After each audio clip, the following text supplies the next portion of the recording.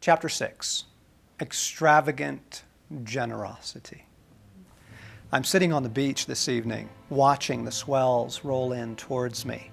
Each wave builds as it approaches, ascending, taking shape, deep greens below, sweeping upward into translucent aquamarine, a sculpture in motion, curling forth like shavings from a jade carving.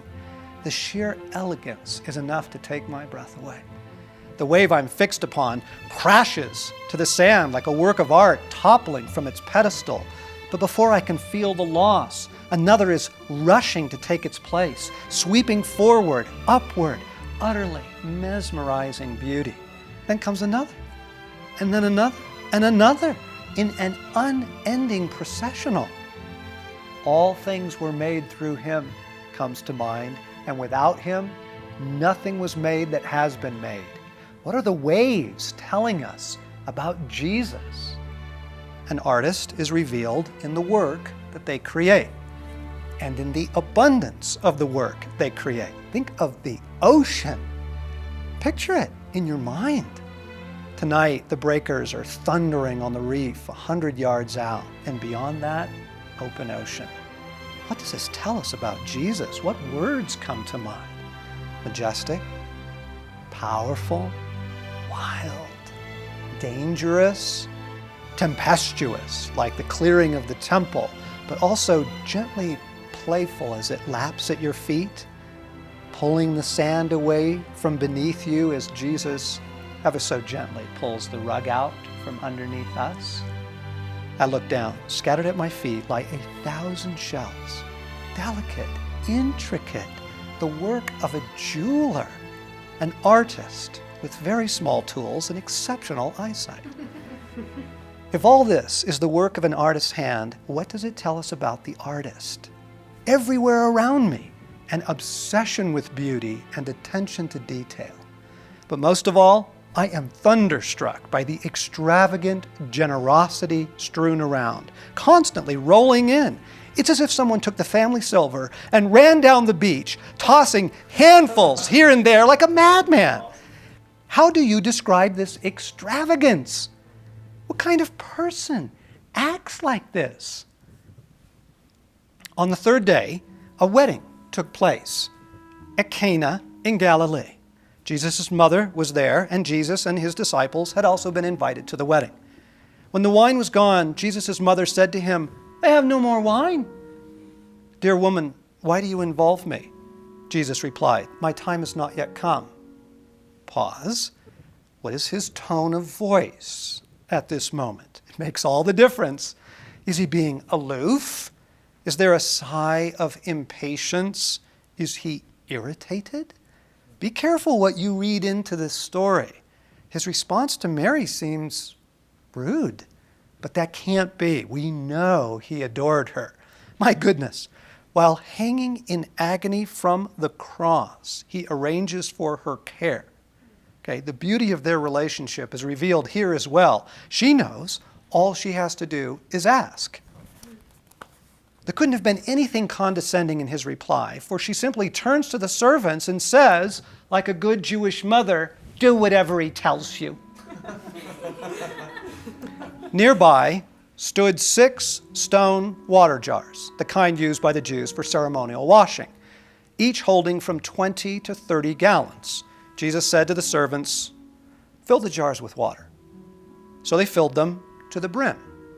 And then he told them, "Now draw some out and take it to the master of the banquet." They did so, and the master of the banquet tasted the water that had been turned into wine. He did not realize where it had come from, though the servants who had drawn the water knew. Then he called the bridegroom aside and said, "Everyone brings out the choice wine first, and then the cheaper wine after the guests have had too much to drink. But you have saved the best till now." This, the first of his miraculous signs, Jesus performed at Cana in Galilee. He thus revealed his glory, and his disciples put their faith in him. 6 stone jars, holding up to 30 gallons each. That would be about 180 gallons. John makes a point of saying that the jars were filled to the brim. 180 gallons equals 682 liters. That would be 908 bottles of wine.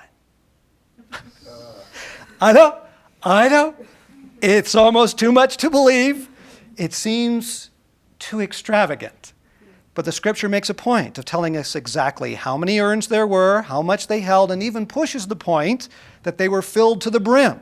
Apparently, the quantity Jesus produced is important to the story. And I'm certainly not going to begrudge Jesus the right to be generous. But watch this. If you want proof of the current religious spirit, its ugly nature, watch how folks freak out over this, okay? Websites will crop up. Theologians will step forward to argue the amount, right? Look, I didn't do the miracle. I just did the math, okay?